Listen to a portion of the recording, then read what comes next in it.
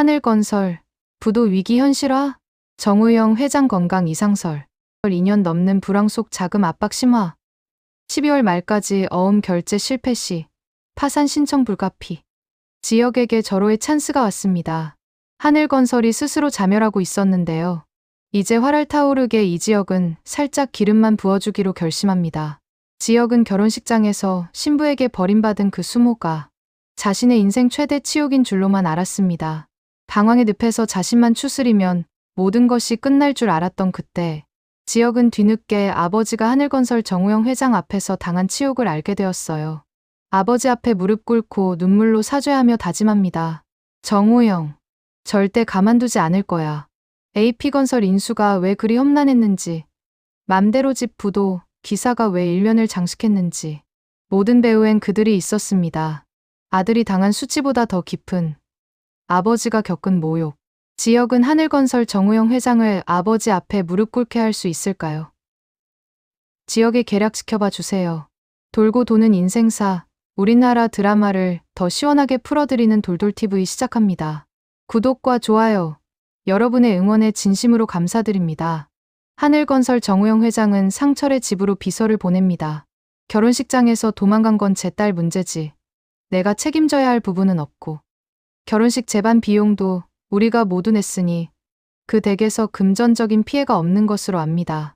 다만 그 댁에서 지불한 혼수 예복 비용을 보내드리니 우리 인연은 여기서 정리됐으면 합니다. 비서는 회장님 말씀을 그대로 전하며 함께 봉투 하나를 내밉니다. 결혼 비용이라며 건넨 2천만 원 수표. 상철은 그 수표를 북북 찢으며 고함칩니다. 내 아들이 그렇게 싸구려냐. 당장 이 돈 들고 안 가면 정우영이 그 인간 내 손에 죽어. 비서는 슬금슬금 도망치듯 떠났습니다. 그 광경을 지켜본 할머니, 아들 상철에게 달려와 오열합니다. 아이고, 이게 무슨 모욕이냐. 우리 아들이 왜 이런 일을 당해야 하는지. 상철은 깊은 한숨을 내쉽니다. 철없고 어리석은 아들 지역이 원망스럽습니다. 하지만 또 한편으로는 집을 나간 아들이 건강히 돌아오기만을 바라며 애타는 가슴을 쓸어내립니다. 그리고 나중에야 아버지가 이런 모욕을 견뎌내셨다는 걸 안 지역. 아버지 앞에 무릎 꿇고 눈물로 사죄를 올립니다. 아버지, 저는 몰랐어요. 아버지가 어떤 일을 겪으셨는지. 정말 죄송합니다. 부자는 그렇게 화해로 하나가 됩니다. 그 후 지역의 마음속엔 하루 빨리 AP그룹을 키워서 하늘건설에 반드시 복수하는 것이 자리 잡게 됩니다. 파운의 상처를 안고 지방으로 내려갔던 지역. 건설 현장에서 막노동을 하며 하루하루를 버텨냈습니다. 그러다 문득 정신을 차립니다. 이렇게 살 순 없어. 그리고 시작한 사업. 맘대로 집. 셀프 인테리어 열풍에 맞춘 온라인 기반 사업이었죠. 리모델링을 원하는 구옥 고객들로 시작해서 오래된 아파트 단지 수주까지. 성장 속도는 놀라웠습니다. 카페를 개조한 사무실. 지역은 사장. 은호는 인테리어 팀장. 둘은 그렇게 파트너가 됩니다. 하지만 건설업계 사정은 좋지 않았습니다. 세간의 부동산 호황이 지나가고 정부의 강력한 규제 정책이 건설사들의 목을 조였죠. 자재값, 인건비, 모든 비용이 치솟았고 부실 공사가 사회적 이슈가 되던 때였습니다. 그때 중견기업 AP건설이 매각 시장에 나옵니다. 지역은 생각합니다. 어차피 내가 갈 길은 저기야. 주택 시장 생태계를 아우르는 큰 회사. 자금력은 부족했지만 인수 전쟁에 뛰어듭니다. 그리고 막판, AP그룹 회장님을 직접 찾아가 단판을 짓습니다. 회장님, 저는 그룹의 사회적 책임을 다하며 이 명맥을 반드시 이어가겠습니다. 이 회장은 지역을 물끄러미 바라봅니다. 그래, 내가 이 나이에 은퇴하면서 매각 자금 규모가 큰 의미는 없어. 난 내 창업 정신을 이어갈 자네 같은 근성 있는 사람을 원했던 거야. 이 회장은 회사를 지역에게 넘깁니다. 그렇게 지역은 AP그룹의 새 주인이 됩니다. 정신없이 바쁜 나날들. 그러던 중 지은호의 갑작스러운 수술 소식은 지역의 삶에도 깊은 파문을 일으켰습니다.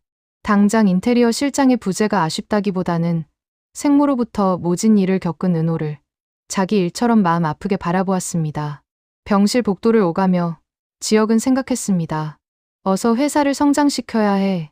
안정기에 올려놓고 은호에게 든든한 남편이 되어주고 싶어. 행복한 가정으로 위로해주고 싶어. 하지만 욕심이 충만할수록 일은 오히려 쉽게 풀리지 않는 듯 했습니다. 은호의 수술이 끝나고 한 달쯤 지났을 때 또 다른 불행이 찾아왔습니다. 어머니와 할머니의 교통사고, 그리고 슬픔, 죽음 앞에서 사람들은 비로소 깨닫습니다. 결국 남는 건 서로뿐이라는 것을. 돈도, 명예도, 복수도 아닌 함께 있는 사람들이 전부라는 것을. 그렇게 상처를 내 가족들은 더욱 서로의 소중함을 깨달았습니다. 할머니의 장례를 치르고 며칠 후 지역은 다시 일상으로 돌아왔습니다. 하지만 예전과는 달랐습니다. 마음 한편이 더 단단해졌습니다. 이제 정말 제대로 해야 해. 가족을 지키려면 내가 더 강해져야 해. 그리고 그러던 중 지역에게 절호의 찬스가 찾아왔습니다. 세상은 언제나 한쪽만 무너지지 않나 봅니다. 누군가의 슬픔이 끝날 즈음 다른 누군가의 위기가 시작되는 법입니다. 정우영 회장의 하늘건설. 겉으로는 여전히 거대했고 빌딩 외벽의 광고판은 화려했지만 속은 서서히 썩어가고 있었습니다. 하늘건설, 믿고 맡기는 평생 보금자리. 광고 문구는 그럴듯했지만 현실은 정반대였습니다. 정우영은 옳고 든 사람과는 거리가 먼 인물이었습니다. 실적과 확장을 위해서라면 수단과 방법을 가리지 않는 성품. 공사비 줄여, 자재 싼 거로 바꿔. 공기 맞추는 게 먼저야. 안전은 나중에 생각해. 현장 소장들은 고개를 저었지만 회장의 명령을 거부할 수는 없었습니다. 그 결과는 곧바로 뉴스로 드러났습니다. 하늘건설 아파트, 또다시 부실공사 논란. 입주 한 달 만에 벽 균열 하늘건설 책임 회피. 발코니 누수에 화장실 배관 파열까지 입주민들 분노. 하루가 멀다 하고 포털 메인을 장식하는 부정적 기사들. 댓글란은 욕설로 가득했습니다. 하늘건설은 절대 거르세요. 평생 모은 돈으로 집 샀는데 이게 뭡니까? AS 신청해도 연락도 안 와요. 정우영은 기자들을 탓했고 현장을 탓했고 직원들을 질책했지만 문제의 근본은 늘 그의 선택에 있었습니다. 회의실에서 고함을 질러댔습니다. 왜 관리를 제대로 못해? 현장 소장들은 뭐 하는 거야? 하지만 임원들은 입을 다물었습니다. 모두 알고 있었으니까요. 예산을 깎은 건 회장이고 공기를 압박한 것도 회장이고 싼 자재를 쓰라고 지시한 것도 회장이라는 것을. 그 무렵 지역은 한 사람을 다시 만나게 됩니다. 과거 AP그룹 인수전에서 100억 투자를 약속했다가 막판에 손을 뺐던 보양건설의 민상무였습니다. 강남의 한 일식집, 개인 룸. 민상무가 먼저 손을 내밀었습니다. 대표님, 오래간만입니다. 그동안 정말 대단하셨어요. AP그룹 인수하시고. 그날도 민상무는 예의 그 특유의 얄미운 미소를 띠고 있었습니다. 지역은 담담히 고개를 끄덕였을 뿐입니다. 과거의 원망을 꺼내기엔 이미 그는 다른 자리에 서 있었습니다. 악수를 나누고 자리에 앉았습니다. 술잔이 몇 순배 오갔습니다. 사케, 매실주, 위스키까지. 민상무의 얼굴이 붉어지고 말투가 느슨해지기 시작했습니다. 대표님, 그때 일은 정말 죄송했습니다. 저도 어쩔 수 없는 상황이었어요. 지역은 조용히 술을 따라주었습니다. 무슨 상황이셨는데요? 민상무는 잠시 망설였습니다. 하지만 술 기운에, 그리고 어쩌면 양심의 가책에 그의 입이 열렸습니다. 그때 말입니다. 사실 영신도 자금이 넉넉하진 않았어요. 우리 100억 빠지면 영신도 인수 어려운 상황이었죠. 지역의 눈동자가 미세하게 흔들립니다. 민상무는 술잔을 비우고 조심스럽게 말을 이었습니다. 근데 하늘건설 쪽에서 정우영 회장이 직접 전화를 했어요. 영신을 도와주라고. 뒷돈이 좀 들어왔죠. 지역의 손에 쥔 젓가락이 미세하게 떨렸습니다. 얼마나요? 150억 정도 됐을 겁니다. 우리 보양건설한테 30억, 영신한테 120억. 인수판에서 대표님 떨어뜨리라고. 민상무는 고개를 숙였습니다. 우린 그냥 흐름 따라간 겁니다. 그때 인생 공부라 생각하시라고 했던 것도 지금 생각하면 좀 많이 잔인했네요. 정말 죄송합니다. 그 순간 지역의 머릿속에서 모든 퍼즐이 맞춰집니다. 보양건설의 100억 투자 철회, 영신의 갑작스런 자금 확충, 그리고 그 직후 쏟아졌던 믿을 수 없을 만큼 정확한 부도 기사. 맘대로 집, AP그룹 인수 실패 후 경영난 심화 결국 부도. 지역은 그 기사의 문장을 한 글자 한 글자 아직도 정확히 기억하고 있었습니다. 그 기사가 나간 날 은호가 전화를 걸어왔었죠. 지역 선배, 이게 무슨 기사야? 우리가 부도라니요. 거래처에서 전화 오는데 어떡해. 실제로 맘대로 집은 그 정도로 위태롭지 않았습니다. 자금 흐름도 버틸 수 있었고 수주도 이어지고 있었습니다. 조금 빠듯하긴 했지만 부도는 절대 아니었습니다. 하지만 그 기사 하나로 모든 것이 무너졌습니다. 은행은 대출을 조였고 투자자들은 등을 돌렸으며 거래처는 계약을 미뤘습니다. 좀 더 지켜보고 결정하겠습니다. 리스크 관리 차원에서요. 모두가 같은 말을 했습니다. 그렇게 맘대로 집은 실제로 부도 직전까지 내몰렸습니다. 지역이 밤낮 없이 뛰어다니며 아버지의 퇴직금까지 끌어다 쓰며 은호와 함께 악착같이 버텨냈기에 겨우 살아남을 수 있었습니다. 그리고 지금에서야 알게 됩니다. 그 모든 시작점에 정우영이 있었다는 사실을. 지역은 술잔을 내려놓았습니다. 민상무님, 그 얘기 확실한 거죠? 민상무는 고개를 끄덕였습니다. 네, 저도 그 돈 받은 사람이니까요. 정말 죄송합니다. 대표님. 지역은 자리에서 일어났습니다. 됐습니다. 오늘 좋은 정보 주셔서 감사합니다. 술값은 제가 계산하고 나가겠습니다. 민상무는 황급히 일어나 허리를 숙였습니다. 대표님 정말 죄송합니다. 지역은 대답 없이 방을 나섰습니다. 밖으로 나온 지역, 차에 올라타 시동을 걸었지만 한동안 출발하지 못했습니다. 핸들을 쥔 손에 힘이 들어갔습니다. 이를 악물었습니다. 그날 밤, 지역은 오래도록 잠들지 못했습니다. 정우영. 지역은 마음속으로 조용히 결심합니다. 이제 하늘건설을 그냥 둘 수는 없어. 반드시 갚아줘야 해. 이건 더 이상 개인적인 원한이 아니었습니다. 사업을 하는 사람으로서, 가장으로서 당연히 해야 할 일이었습니다.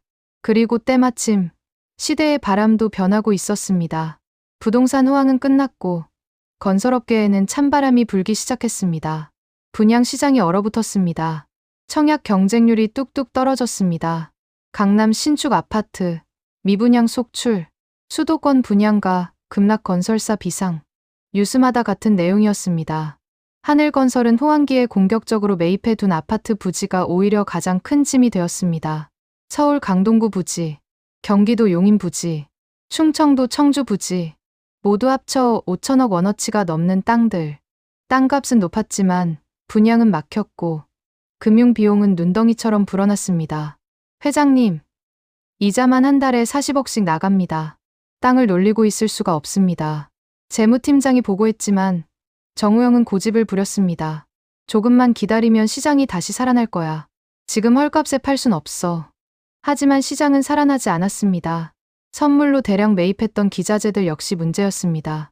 철근, 시멘트, 골재, 타일. 호황기엔 선물로 싸게 사두는 게 이득이었지만 불황기엔 그게 모두 독이 됐습니다. 공사는 지연됐고 자금은 돌지 않았습니다. 창고에 쌓여가는 자재는 곧 손실이었습니다. 회장님, 자재 처분하는 게 어떻겠습니까? 지금 보유 물량이 3천억 원어치입니다. 창고 유지비만 한 달에 10억씩. 정우영은 책상을 탕 쳤습니다. 안 돼. 다시 가격 오르면 그게 다 이익이야. 하지만 임원들은 알고 있었습니다. 가격은 오르지 않을 거라는 것을. 여기에 지난해부터 본격화된 불경기. 건설사들은 하나같이 깊은 시름에 잠겼습니다. 중견 건설사들이 줄줄이 문을 닫았습니다. 대한건설, 법정관리 신청, 동양종합건설, 부도 처리, 삼보건설, 자유렵약 체결. 하늘건설 역시 예외는 아니었습니다. 정우영 회장의 얼굴에도 서서히 그늘이 드리우기 시작했습니다. 회의 시간에도 예전처럼 목소리를 높이지 못했습니다. 임원들의 보고를 듣다가 한숨만 내쉬곤 했습니다. 알겠네. 다음 안건. 그의 위험은 조금씩 깎여나가고 있었습니다. 그리고 그 어둠 속에서 지역은 조용히, 그러나 분명히 움직이기 시작합니다.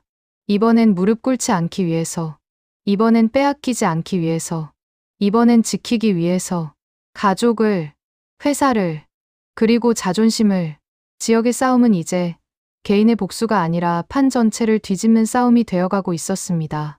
사무실로 돌아온 지역은 철민을 불렀습니다. 철민 이사, 하늘건설 움직임 면밀히 체크해요. 재무 상태, 부채 비율, 현금 흐름. 그리고 가장 중요한 거. 지역은 철민을 똑바로 바라봤습니다. 언제 무너질지 타이밍 잡아요. 철민은 고개를 끄덕였습니다. 알겠습니다, 대표님. 사냥이 시작되고 있었습니다. 그리고 이번엔 지역이 사냥꾼이었습니다. 지역은 더 이상 감정으로 움직이지 않았습니다. 분노는 이미 지나갔고 남은 건 오직 계산뿐이었습니다. 차갑게 식은 머리로 그는 철민을 불렀습니다. 오래 함께 일해온 숫자와 현장을 동시에 읽을 줄 아는 사람이었습니다. 철민 이사. 예, 대표님. 하늘건설이 비축해둔 기자재 목록을 전부 확보해 자재 종류, 수량, 보관 위치까지 빠짐없이. 그리고 헐값에라도 내놓을 준비가 되는 순간을 기다려. 철민은 묻지 않았습니다. 지역의 눈빛이 이미 어디까지 가겠다는지 말해주고 있었기 때문입니다. 하지만 자재를 싸게 사들이는 것만으로는 부족했습니다. 하늘건설을 흔들기 위해선 먼저 숨통부터 조여야 했습니다. 지역은 조용히 한 통의 전화를 걸었습니다. 경제신문을 오래 출입해온 기자였습니다. 과거 맘대로집 시절 지역에게 도움을 받았던 적이 있는 사람이었죠. 자료 하나 드리고 싶은데요. 확인된 사실은 아니지만 시장에서는 이미 다 아는 이야기입니다. 며칠 뒤 아침 신문 일면 하단. 그러나 가장 눈에 잘 띄는 자리. 사람들의 시선을 붙잡는 제목이 실렸습니다. 하늘건설, 부도 위기 현실화? 정우영 회장 건강 이상설 2년 넘는 불황 속 자금 압박 심화. 12월 말까지 어음 결제 실패 시 파산 신청 불가피. 기사는 차분했지만 내용은 치명적이었습니다.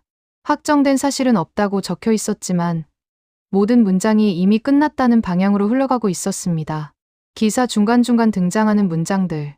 업계 관계자에 따르면 소식통은 전했다. 내부 사정을 아는 이들은 누가 말했는지는 알 수 없지만 모두가 같은 방향을 가리키고 있었습니다. 하늘건설은 이미 끝났다고. 시장은 소문보다 기사에 반응합니다. 특히 부도라는 단어 앞에서는 누구도 냉정을 유지하지 못합니다. 은행은 즉각 움직였습니다. 하늘건설의 자금줄이 하나둘 동결되기 시작했습니다. 리스크 관리 차원입니다. 당분간 신규 대출은 어렵겠습니다. 기존 대출 연장도 본사 검토가 필요합니다. 어음은 돌아오기 시작했고 회사채 발행은 신용 문제로 전면 중단됐습니다. 거래처들도 하나둘 발을 빼기 시작했습니다. 계약서에 도장을 찍기 직전까지 갔다가도 좀 더 검토가 필요할 것 같습니다. 라는 말만 남긴 채 사라졌습니다. 현금 흐름이 막힌다는 건 건설회사에겐 숨이 막힌다는 뜻이었습니다. 자재비, 인건비, 이자, 모든 돈이 나가기만 하고 들어오지 않았습니다. 정우영 회장은 그제야 사태의 심각성을 깨닫습니다. 이게 무슨 일이냐? 책상을 내리치며 소리를 질렀지만 이미 도는 말을 듣지 않았습니다. 비서실장이 조심스럽게 보고합니다. 회장님, 이번 달 말 어음 결제 자금이 30억 부족합니다. 다음 달은 더 심각합니다. 최소 50억이 필요합니다. 정우영의 손이 떨립니다. 평생 남을 압박해왔던 그가 이제 돈에 쫓기는 처지가 된 것입니다. 결국 선택지는 하나뿐이었습니다. 보유 중인 기자재를 처분해서라도 눈앞의 1차 부도만은 막아야 했습니다. 자재 전부 내놔라. 가격은? 상관없어. 당장 현금으로 바꿀 수 있으면 돼. 그 순간을 지역은 정확히 기다리고 있었습니다. 철민의 전화가 울립니다. 대표님 나왔습니다. 하늘건설, 기자재 매각 들어갔습니다. 가격 말도 안 됩니다. 시세의 절반도 안 됩니다. 지역은 짧게 말합니다. 전부 받아. 단, 현금으로 바로 쳐줘. 그게 지금 저쪽이 원하는 거니까. 그렇게 하늘건설이 쌓아 올린 자재들이 헐값으로 하나둘 지역의 손으로 넘어옵니다. 철근, 시멘트, 골재, 타일, 자재. 정우영이 호황기에 미리 사두었던 모든 것들. 그것이 이제 AP그룹의 창고로 들어오고 있었습니다. 하지만 세상은 여기서 멈추지 않습니다. 위기에 빠진 기업 앞에는 언제나 더 잔인한 파도가 몰려옵니다. 부도 위기 기사 이후 각종 뒷이야기가 덧붙기 시작합니다. 정우영 회장이 직원들을 얼마나 비열하게 부려왔는지. 현장은 안전보다 공기를 우선했고 사고는 늘 현장 책임으로 덮였다는 이야기. 하늘건설 현장에선 안전모가 장식이었대요. 공기 맞추려고 밤샘 작업 강요하고 다친 사람 있어도 산재 처리 안 해주고 그냥 쉬라고만 했대요. 익명의 제보들이 쏟아졌습니다. 참았던 사람들이 이제야 입을 여는 것이었습니다. 그리고 사람들의 입을 가장 달군 건 그의 무남동녀 외동딸 정보아의 이야기였습니다. 고아 출신 땜질 기사와 사랑에 빠졌다. 결혼식장에서 도망쳤다. 결국 집에서 쫓겨났다. 회장 집안의 도덕성 붕괴. 사실과 소문은 뒤섞였고 진실은 중요하지 않았습니다. 사람들은 이미 정우영을 몰락해 마땅한 재벌로 보기 시작했습니다. 경영 승계 구조의 부실, 후계자 공백, 독단적 의사결정, 가족 경영의 한계, 하늘건설이라는 이름 앞에 위험이라는 딱지가 붙는 데는 단 며칠이면 충분했습니다. 방송에서도 하늘건설을 다루기 시작했습니다. 대기업 부도 위기, 서민 경제에 미칠 파장은? 하늘건설 협력업체 수백 곳, 연쇄 부도 우려. 정우영 회장은 처음으로 느꼈습니다. 자신이 늘 남에게 해왔던 방식으로 지금 누군가에게 목을 잡히고 있다는 것을. 그날 밤, 정우영은 홀로 집무실에 앉아 있었습니다. 불 꺼진 사무실, 창밖으로 보이는 서울의 야경. 그 모든 것이 이제 남의 것처럼 느껴졌습니다. 그리고 그 모든 흐름을 멀리서 조용히 바라보는 한 사람이 있었습니다.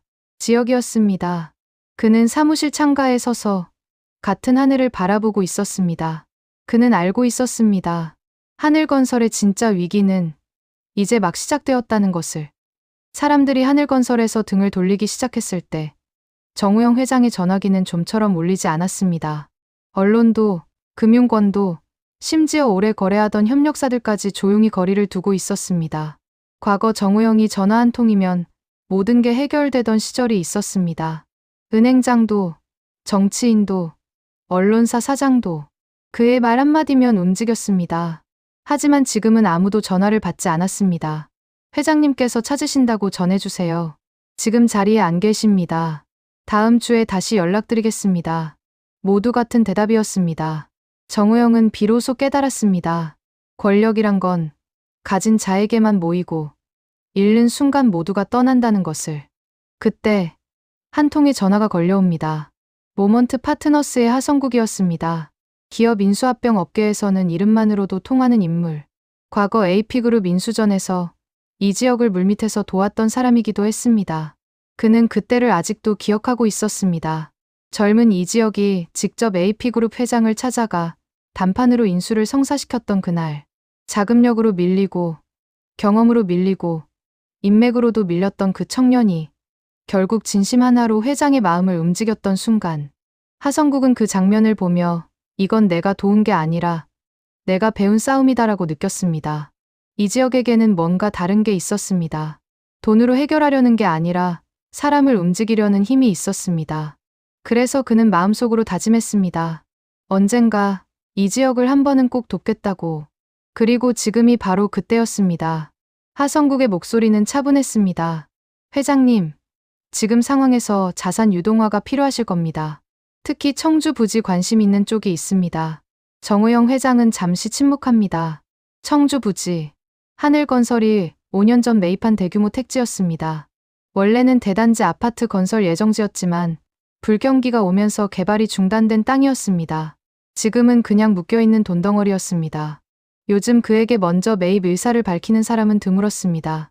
누굽니까? 신분은 공개하기 어렵습니다. 다만 실타는 확실합니다. 현금 결제 가능하고 일주일 안에 계약 진행 가능합니다. 정우영은 더 묻지 못했습니다. 지금은 조건을 따질 처지가 아니었기 때문입니다. 알겠습니다. 일정 잡아주십시오. 그렇게 물밑에서 거래가 움직이기 시작합니다. 하지만 정우영이 알지 못한 사실이 하나 있었습니다. 그 매수인은 이지혁이었고 정확히 말하면 이지혁의 아버지 이상철이었습니다. 이상철은 이미 퇴직금을 모두 털어 투자했고 AP그룹 산하 자회사의 사장으로 일하고 있었습니다. 아들이 세운 회사에서 당당히 월급을 받으며 일하는 경영자였습니다. 그는 더 이상 억울함만 삼키는 아버지가 아니었습니다. 아들의 세계 안에서 당당히 자기 자리를 가진 사람이 된 것입니다. 지혁은 아버지에게 말했습니다. 아버지, 이번 거래는 아버지 이름으로 하세요. 계약서에도 아버지 조남이 들어가야 합니다. 이상철은 아들을 물끄러미 바라봤습니다. 지혁아, 괜찮으시겠어요? 지역은 고개를 끄덕였습니다. 네, 이건 아버지 몫입니다. 부동산 매각 계약은 하이아트 호텔 미팅룸에서 진행되기로 합니다. 정우영 회장은 서류에 사인만 하면 된다고 생각하며 비서와 함께 방 안으로 들어섰습니다. 그리고 그 순간 그의 발걸음이 멈춥니다. 테이블 한쪽에 앉아있는 사람. 분명히 그날 2천만 원 수표를 내밀던 그 집의 가장. 이상철이었습니다. 정우영의 머릿속이 하얗게 변합니다. 이게 무슨... 오랜만입니다, 회장님. 이상철은 먼저 일어나 차분하게 인사를 건넵니다. 정우영의 얼굴이 굳어집니다. 놀람과 당혹, 그리고 공포가 한꺼번에 스쳐 지나갑니다. 아, 안녕하십니까. 그의 목소리가 떨립니다. 이상철은 미소를 지었습니다. 억지 웃음이 아닌 한 세월을 견뎌낸 사람의 담담한 미소였습니다. 지난번 보내주신 2천만 원 거래는 결국 성사가 안 됐습니다만 이상철은 잠시 말을 멈추고 정우영을 똑바로 바라봅니다. 이번엔 2천억짜리 거래가 됐으면 합니다. 그 말에 정우영의 숨이 턱 막힙니다. 2천만 원과 2천억. 만 배의 차이. 그것은 단순한 숫자가 아니었습니다. 그때와 지금 위치가 완전히 뒤바뀌었다는 증거였습니다. 그제야 방 안구석에 앉아있던 이지혁이 천천히 일어섭니다. 아버지 뒤에 서서 아무 말 없이. 하지만 그 침묵이 더 무거웠습니다. 정우영은 온몸이 얼어붙는 것을 느꼈습니다. 내가 이 사람들한테. 하성국이 조용히 말합니다. 회장님, 자리에 앉으시겠습니까? 계약서 검토하실 시간 드리겠습니다. 정우영은 비틀거리며 자리에 앉습니다. 계약서를 펼쳤지만 글자가 하나도 들어오지 않았습니다. 청주 부지 매각, 시세보다 30% 낮은 가격, 계약금 즉시 지급. 조건은 나쁘지 않았습니다. 아니, 지금 상황에선 최선이었습니다. 하지만 문제는 조건이 아니었습니다. 누구에게 파느냐가 문제였습니다. 정우영은 펜을 들었다가 내려놓기를 반복했습니다. 이상철은 조용히 기다렸습니다. 재촉하지도 압박하지도 않았습니다. 그저 앉아서 정우영이 스스로 결정하기를 기다렸습니다. 시간이 흘렀습니다. 방 안은 고요했습니다. 결국 정우영은 펜을 들었습니다. 떨리는 손으로. 그리고 그 순간 그는 이상철에게 다가갑니다. 의자를 박차고 일어나 비틀거리며 걸어가 이상철의 손을 덥석 붙잡습니다. 도와주십시오. 이번만 살려주십시오. 제발. 자존심도 체면도 없었습니다. 오직 살아남고 싶다는 본능뿐이었습니다. 이상철은 그 손을 뿌리치지 않습니다. 대신 천천히 말을 합니다. 회장님, 사람은 자기가 남에게 한 만큼 그 자리로 돌아가게 되어 있더군요. 정우영의 눈에 눈물이 고입니다. 그날 자기가 이상철에게 했던 말들이 떠올랐습니다. 내 딸 문제지. 나와는 무관한 일이오. 이거나 받으시오. 결혼 비용이오. 얼마나 오만했습니까? 얼마나 거만했습니까? 그리고 지금 자신이 그때 그 자리에 서 있습니다. 이상철은 정우영의 손을 가만히 잡아줍니다. 회장님, 계약은 진행하겠습니다. 저도 사업가니까요. 다만, 이상철은 잠시 말을 멈췄습니다. 사람을 함부로 대하지 마십시오. 돈이 있을 때도, 없을 때도.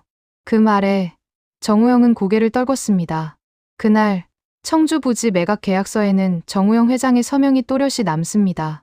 그리고 그 계약은 하늘건설을 살리기 위한 마지막 선택이자 이 지역이 설계한 가장 정교한 한 수였습니다.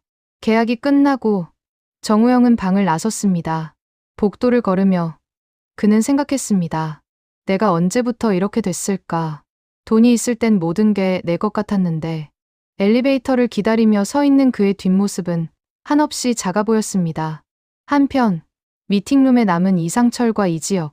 아버지와 아들은 한동안 말이 없었습니다. 이상철이 먼저 입을 열었습니다.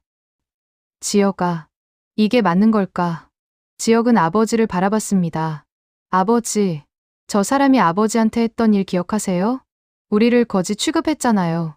이상철은 천천히 고개를 끄덕였습니다. 그래, 기억한다.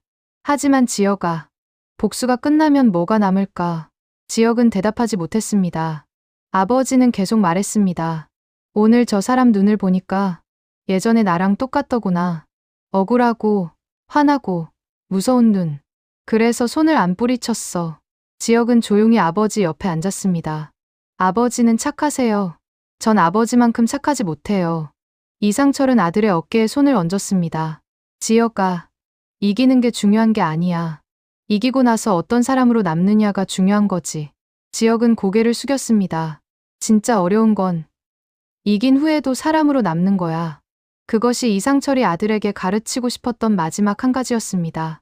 돌돌TV와 함께 즐거운 시간 되셨기를 바랍니다. 구독과 좋아요는 사랑입니다.